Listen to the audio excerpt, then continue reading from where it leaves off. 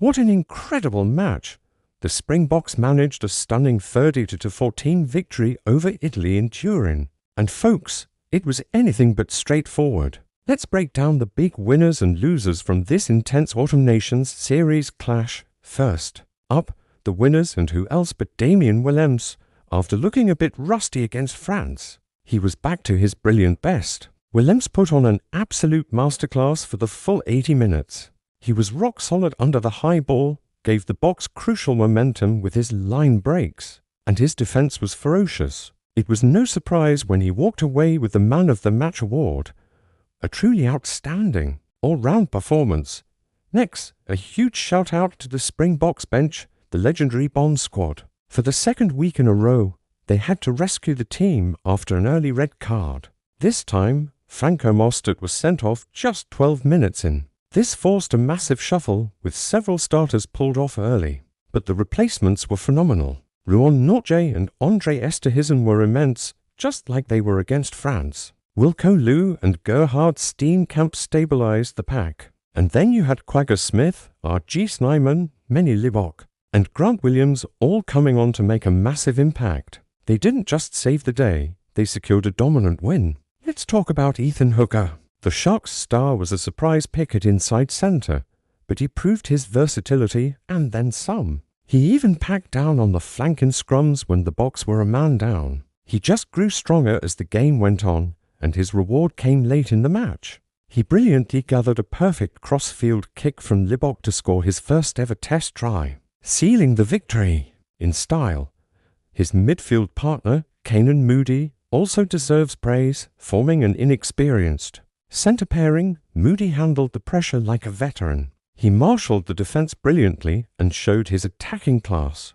His moment of magic came in the 72nd minute when he danced past Lewis Linnig with incredible footwork, then threw a perfect inside pass to Grant Williams for a crucial try. Pure class from the young ball. And for Italy, their captain Juan Ignacio Brex was a shining light. He led from the front with an exceptional all-round game. His attacking touches were deft and kept the Springbok defence on high alert. And his work rate on defence was tireless. Despite the loss, Brex showed why he should continue to lead the Azzurri into the Six Nations. A true warrior's performance. Back to the Boks, Johan Grobbelaar at hooker had a fantastic game. After some early line-up wobbles following the red card, he showed immense composure. His throwing became precise and his work around the park was relentless. He was a powerful ball carrier and made a game-changing turnover at a breakdown in the second half. Playing the full 80 minutes, he surely cemented his place as the backup to Malcolm Marx. Finally, for the winners, Italian prop Danilo Fischetti can hold his head high. He was an absolute monster in the scrum, giving the Bok front row, including the experienced Wilco Louw at torrid time. He wasn't just a set-piece specialist either. He was active around the park, as a ball carrier and a solid defender. An excellent performance from the loosehead. Now, let's move on to the losers, and we have to start with the match officials. The decision to give Franco Mostert a permanent red card felt incredibly harsh.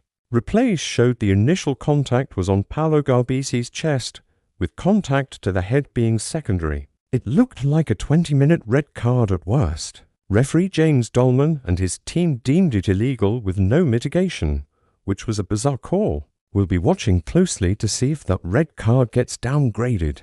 This brings us to Franco Mostert himself. While we might disagree with the card, the reality is his early departure put his team under enormous pressure. This red card will likely mean he'll be suspended for the massive clash against Ireland, leaving the Boks without another World Cup winning lock, alongside the already banned Lou Di Jager. It's a huge blow for both him and the team. Italian fly-half Paolo Garbisi will want to forget this match quickly. His forwards gave him a great platform, especially with the man advantage, but he just couldn't make it count. The creative spark we know he has was missing. He struggled to get his backline going, and his kicking, both from the tee and out of hand, was very poor. He missed 3 of his 6 kicks at goal, and those points proved very costly for Italy. For the Springboks, Handré Pollard finds himself in a tough spot. He didn't do anything wrong, but the nature of the game, with the team down to 14 men, meant he couldn't stamp his authority on the match. He was solid, but he didn't get the chance to showcase his attacking flair. With such a fine Bagengo Mezulu and many Libok in the mix, Pollard might find himself on the outside looking in for the Ireland game. Italy's scrum half, Stephen Varney, also had a difficult day. After a brilliant performance against Australia, he couldn't replicate that form against the world champions. Despite his forwards getting the upper hand, his decision-making wasn't sharp, and he struggled to dictate the pace of the game before being substituted. Lastly, the inexperienced box forward duo of Jason Dixon and Zachary Porthen were unfortunate. Casualties of the red card.